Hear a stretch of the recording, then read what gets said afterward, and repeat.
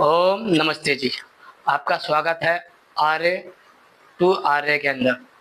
मैं आलोक आर्य आज आपको वेद के विषयों को सरलता से हिंदी में समझाऊंगा। और आज मेरी पहली कक्षा है जिसमें विषय लिया गया है मनुष्य को ईश्वर के प्रति कृतज्ञता क्यों रखनी चाहिए, अर्थात ईश्वर के प्रति हमें उपकार क्यों समझना चाहिए। इसके विषय में आज मैंने ये विषय चुना है। आइए इस पे बात करते हैं कि संसार का बनाने वाला, जिसे हम ईश्वर कहते हैं, उसके प्रति हमें उपकार, उसका धन्यवाद क्यों करना चाहिए। मुख्य रूप से इसमें 3 विषय है। आइए इसको एक-एक करके समझते हैं। पहला है क्योंकि उसने सभी प्राणियों के लिए सृष्टि बनाई है, अर्थात उसने कीट पतंगों से लेके पशु पक्षी मनुष्य आदि सबके लिए ही यह रचना बनाई है, जिसमें वह चाहता है कि इस मनुष्य और सभी प्राणी सुखपूर्वक जीवन जिए और अपनी कामनाओं को पूर्ति करे और मोक्ष आदि को प्राप्त करे। मोक्ष का विषय क्या है ये मैं आपको अगले 2-3 वीडियो में बताऊंगा, किंतु सृष्टिकर्ता वह है जिसने ये संसार बनाया है और यह प्राणियों के लिए बनाया है। वह चाहता है कि इसमें प्राणी सुख भोगे और अपने जीवन को उत्थान की ओर ले जाए। दूसरा, जिसके बदले वह प्राणियों से कुछ भी नहीं चाहता, अर्थात वह संसार में किसी से भी कुछ भी आशा नहीं रखता। वह संसार में ना मनुष्य से कुछ चाहता है, ना पशु पक्षियों से, ना कीट पतंगों से, ना वनस्पतियों से, ना अन्य किसियों से। वह केवल संसार का सृष्टि करता है और उसने ये संसार प्राणियों के लिए बनाया है ताकि वह इसको सुखपूर्वक भोग सके। तीसरा है, हम केवल उसका धन्यवाद करने के लिए सृष्टिकर्ता के प्रति स्वयं को कृतज्ञ समझना चाहिए, अर्थात हमें उस संसार के बनाने वाले के प्रति अपना उपकार समझना चाहिए कि उसने हमारे ऊपर कोई उपकार किया है जिसके लिए हम उसको धन्यवाद देते हैं।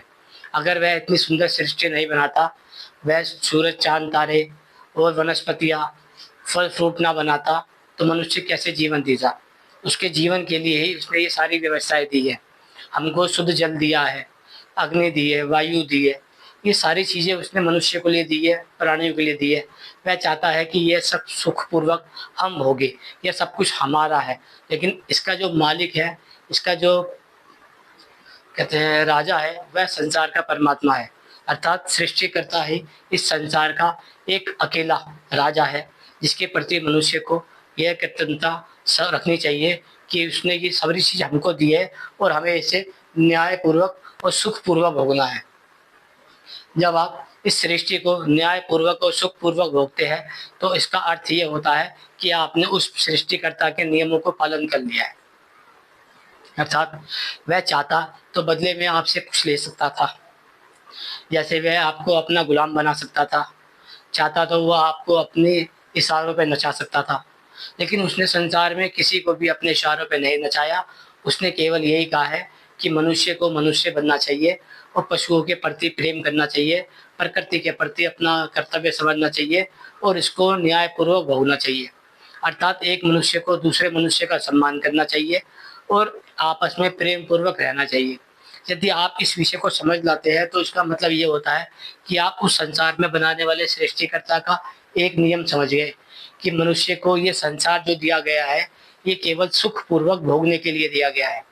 यदि हम इसके प्रति किसी को अन्याय करते हैं, तो ये उस परमपिता परमात्मा के साथ किया गया छल होगा। अर्थात जिसने ये संसार बनाया है सभी प्राणियों के लिए, अर्थात मेरे लिए भी, अन्य प्राणियों के लिए भी और जीव जंतु अन्य उनके लिए भी, तो सबको इस संसार में रहने का पूर्ण अधिकार है। क्यों? क्योंकि संसार में प्रत्येक जो रचनाएं है वह उसी सृष्टिकर्ता की है जिसकी हम रचना है।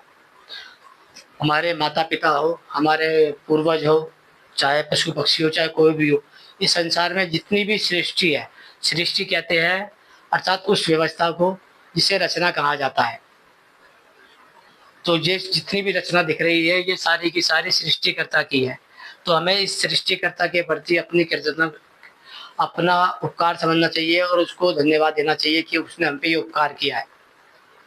यदि हमारे साथ कोई भलाई करता है या हमारी कोई सहायता करता है या हमारे पे कोई उपकार करता है, तो उसके प्रति आदर का भाव रखना ये हमारा कर्म है, हमारा कर्तव्य है और हमारा स्वभाव होना चाहिए कि संसार के बनाने वाले के प्रति हम धन्यवाद रहें। चाहे हम उसको किसी भी नाम से पुकारे, चाहे हम उसका नाम भी ना पुकारे, हम चाहे उसे सृष्टिकर्ता कहें तो भी पर्याप्त है। लेकिन हमें संसार की एक ऐसी व्यवस्था जो चला रही है उसको, उसका धन्यवाद करना चाहिए। संसार में जो व्यवस्था सृष्टिकर्ता चला सकता है, वह संसार का कोई और निर्माता नहीं चला सकता है। इसलिए सृष्टिकर्ता को ही सृष्टिकर्ता को ही निर्माता कहा जाता है। और हमें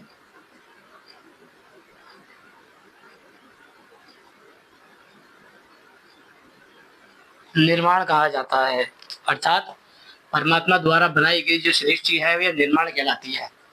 हम सबके सब इस निर्माता के द्वारा निर्माण किए गए प्राणी है, सृष्टि है और या अन्य प्रकृति आदि है। हमें यह समझना चाहिए कि सृष्टि का कर्ता परमपिता परमात्मा मनुष्य आदि के लिए और सभी प्राणियों के लिए सृष्टि बनाता है। इस सृष्टि में जो भी हम भोग रहे हैं, कर्म के द्वारा भोग रहे हैं, लेकिन ये सारी चीज बनाई हुई है सृष्टिकर्ता की। हम उस सृष्टिकर्ता को चाहे किसी भी नाम से पुकारे, हम चाहे उसे परमात्मा कहे, ओम कहे, सर्वशक्तिशाली कहे, सर्वव्यापक कहे, न्यायकारी कहे, ये जो भी नाम हम उनको देना चाहे वो दे सकते हैं। लेकिन वह नाम उसके गुणों के आधार पे होना चाहिए। गुणों के आधार पे होना चाहिए, जैसे कि पहला यदि आप नाम कहते हैं कि वह सृष्टि करता है, अर्थात उसने सृष्टि बनाई है इसलिए वह सृष्टि करता है। इसको कह सकते हैं कि वह इस संसार का क्रिएटर है। क्रिएटर उसे कहा गया है जो निर्माता है, संसार का निर्माण करता है। और जो भी निर्माण हुई वस्तु है वह इसके अधीन आती है, अर्थात जिसने शरीर लिया है, जिसने शरीर धारण किया है या जिसकी रचना हुई है, वह सारी की सारी सृष्टिकर्ता के अंदर आती है, अर्थात इसके नियम के अंदर, इसके सिद्धांत के अंदर और इसकी शक्ति के अंदर आती है। दूसरा है न्यायकारी, अर्थात वह न्यायकारी है। न्यायकारी का अर्थ होता है जो सभी प्राणियों के लिए समान रूप से कार्य करता है, अर्थात वह किसी के अंदर भेदभाव नहीं करता हो, किसी के अंदर छल कपट ना करता हो, किसी के अंदर पक्षपात ना करता हो। ऐसे ही ईश्वर को, सृष्टिकर्ता को न्यायकारी कहते हैं। यदि कोई मनुष्य उसके प्रति कृतज्ञ है, अर्थात उसको अपकार मानता है, तो वह ऐसा नहीं है कि उसके कर्मों का फल नहीं देगा। और कोई मनुष्य उसका उपकार नहीं मानता है तो भी ये जरूरी नहीं है कि वह उसको भी फल नहीं देगा। केवल इसका अर्थ यही होता है कि जो भी संसार में हम कर्म कर रहे हैं, उस कर्म करने के लिए मनुष्य स्वतंत्र है। लेकिन फिर भी यदि हम सभी प्राणियों के प्रति प्रेम भाव रखते हैं तो फिर हम न्यायकारी व्यवस्था के अंदर सुख भोग सकते हैं। यदि हम किसी को, प्राणी को दुख देंगे तो वह न्याय करने वाला हमें उसी कर्मों के हिसाब से हमारे को कर्मों का फल देगा। जब वो कर्मों का फल देता है तो अच्छे अच्छे लोग रोने लग जाते हैं, और जब वह कर्मों का फल सुखपूर्व में देता है तो भी लोग, अच्छे अच्छे लोग खुश हो जाते हैं। जैसे भी करके हमें संसार में एक चीज़ समझनी चाहिए कि हमें इस संसार को न्यायपूर्वक भोगना चाहिए, और हमें सभी प्राणियों के प्रति यह समझना चाहिए कि ये संसार सबका है और हमें इसका न्यायपूर्वक भोगना चाहिए। सृष्टिकर्ता के प्रति, निर्माणकर्ता के प्रति हमें सदा उसका उपकार समझना चाहिए। हमें आँख बंद करके उसका धन्यवाद देना चाहिए, क्योंकि वह निराकार है। उसका क्या रंग रूप है हम उसके विषय में बाद में बात करेंगे, लेकिन सृष्टिकर्ता जो है केवल निराकार है। आप आँख बंद करके उस परम पिता परमात्मा की, सृष्टिकर्ता के नाम से, निर्माता के नाम से, या फिर सृष्टिकर्ता के नाम से, न्यायकारी के नाम से, निर्माता के नाम से, किसी भी नाम से यदि आप उसे धन्यवाद देते हैं तो भी समझ लीजिए आपने उसके प्रति अपने आप को पूर्ण समर्पण के भाव से स्वीकार कर लिया है कि हे परमपिता परमात्मा, आप ही संसार के मालिक हो, आप ही इसको चलाने वाले हो, आप ही न्यायकारी हो, आपके द्वारा ही न्याय होता है। हम आपके द्वारा न्यायपूर्वक भोगी के संसार का सुख करते हैं, अर्थात रहते हैं। जब आप ही ना बना के दोगे तो हम कैसे रहेंगे। इसलिए परमपिता परमात्मा के प्रति हमें न्याय और प्राणियों के प्रति संभावना रखनी चाहिए। ओम नमस्ते जी। अगले विषय हम कल बात करेंगे। कृपया करके हमारे चैनल को सब्सक्राइब कीजिए और इसे लाइक कीजिए। आगे हम प्रतिदिन एक विषय पे एक वैदिक विषय पे आपसे बात करेंगे ताकि आपको समझा सके कि वैदिक विषयों में सरलता से सरल जो सिद्धांत है वो क्या है, ताकि आपको समझ आ सके कि निर्माता कौन है और निर्माण कौन है। जब तक आप निर्माण को निर्माता समझेंगे और निर्माता को निर्माण समझेंगे तब तक आप समझ नहीं पाएंगे कि आप ईश्वर के सिद्धांत से जुड़ रहे हैं या फिर अनीश्वरवाद से जुड़ रहे हैं। अनीश्वरवाद से जुड़ने का मतलब यही है कि मनुष्य धीरे धीरे नास्तिक हो जाता है। नास्तिक का अर्थ यह है कि हम सृष्टि कर्ता के प्रति अपने आप को उपकारी ना समझ के केवल नमक हराम या समझ लीजिए हम उसका उपकार ना करते हैं। ऐसा मनुष्य सदा ही अच्छा व्यक्ति नहीं होता है जो उस परमात्मा के प्रति दया का भाव नहीं रखता, न्याय का भाव नहीं रखता और सदा उपकार के कर्तव्यता नहीं रखता। ऐसे ही मनुष्य को नास्तिक कहा जाता है जो उसकी निंदा करता है। ओम नमस्ते जी। चैनल को सब्सक्राइब कीजिए और शेयर अवश्य कीजिए।